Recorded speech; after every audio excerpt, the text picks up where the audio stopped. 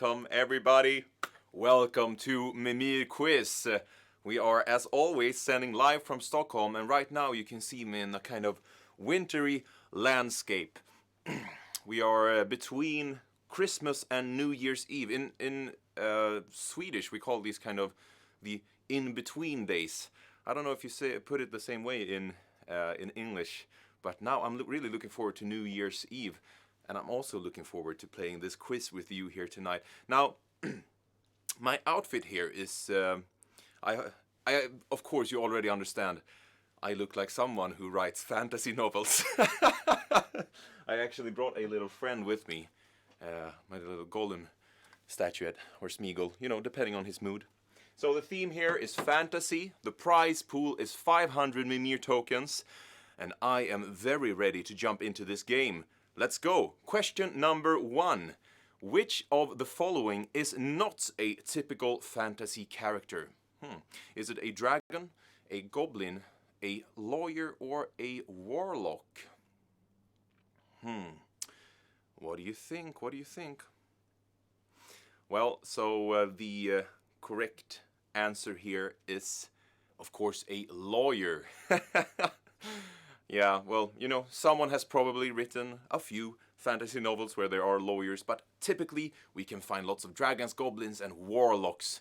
Now, dragons, I think that's a pretty interesting note here, that there are dragons and wyverns. What's the difference between dragons and wyverns? Now, usually a wyvern only has 2 legs, and kind of the front legs are inside the wings. Now, they are more kind of anatomically correct compared to dragons, who have 4 legs and then magically have a pair of wings on their back. Let's move on to question number 2.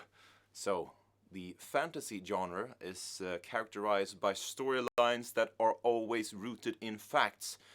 True or false? What do you think? Have you read any fantasy novels? I sure have. I actually really like reading fantasy novels. Now, the correct answer here is, of course, false. They are not rooted in facts. They are rooted in imagination, in fantasy, as the name kind of entails.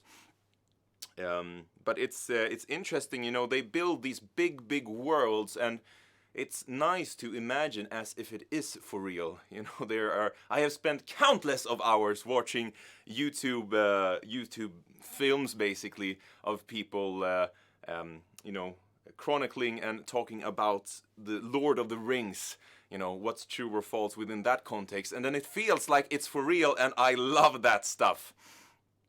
Right, so let's move on to question number 3. Dementors, centaurs, wizards, and house elves are prominent creatures in what fantasy series? Harry Potter, The Wheel of Time, The Belgariad, or Peter Pan. What do you think? So, yeah, when I see these names, of course, I think of Harry Potter, which is the correct answer here. Funnily enough, you know, Harry Potter, it's not really a typical medieval theme, right? And usually fantasy is. It doesn't have to be, but usually it's kind of this medieval setting. That castle, though, they're in, that feels very, very medieval. I would really love if we could have a Harry Potter theme sometime. You better believe that's gonna happen. Right, let's move on to question number 4. Who wrote the 1950 children's fantasy novel The Lion, the Witch, and the Wardrobe? Was it F. Scott Fitzgerald? Was it William Faulkner? Was it C.S. Lewis or Doris Lessing? I think I recognize this, the characters here, The Lion, the Witch, and the Wardrobe.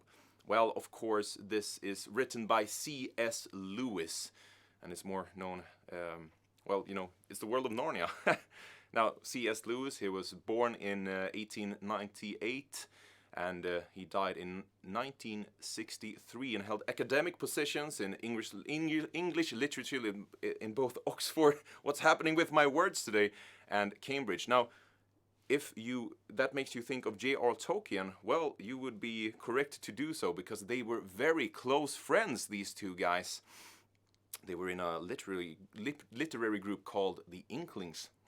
So speaking of J.R. Tolkien, question number 5. Fantasy includes a robust and ever-growing number of subgenres. In what subgenre is The Lord of the Rings categorized in? Low fantasy, dark fantasy, high or epic fantasy, or fairy tales?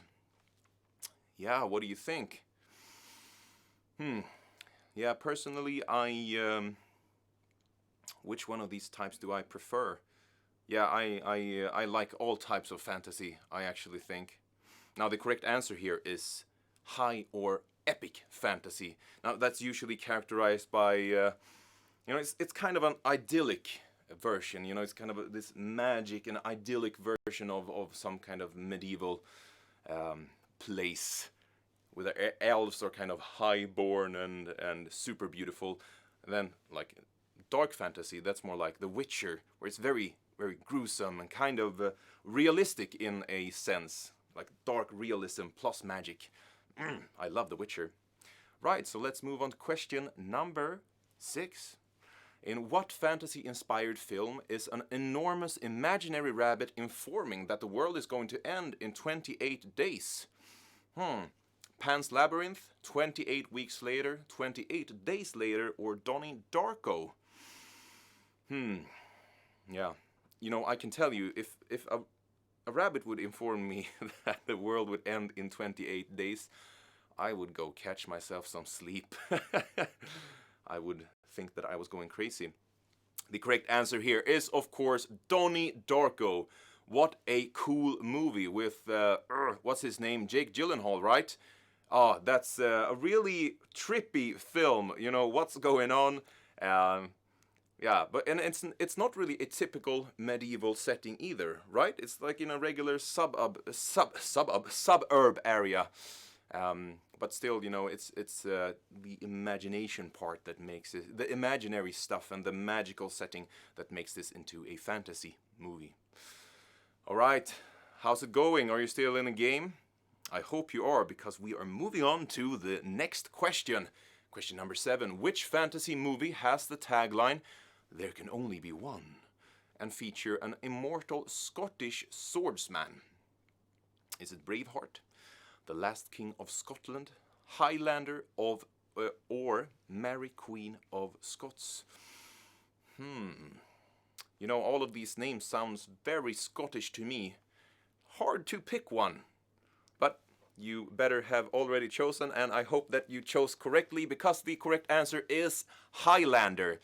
It's a 1986 British fantasy action movie where there's this immortal swordsman. I remember seeing bits of it when I was a kid. I thought it was really cool. I would also want to be an immortal warrior. Now I am just a mortal warrior, if even that.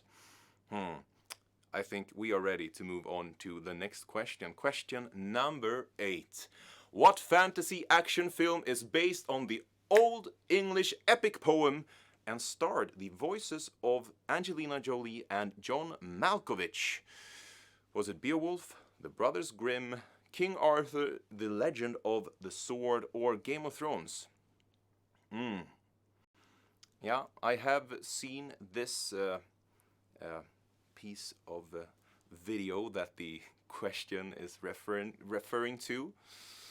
Now, the correct answer here is, of course, Beowulf.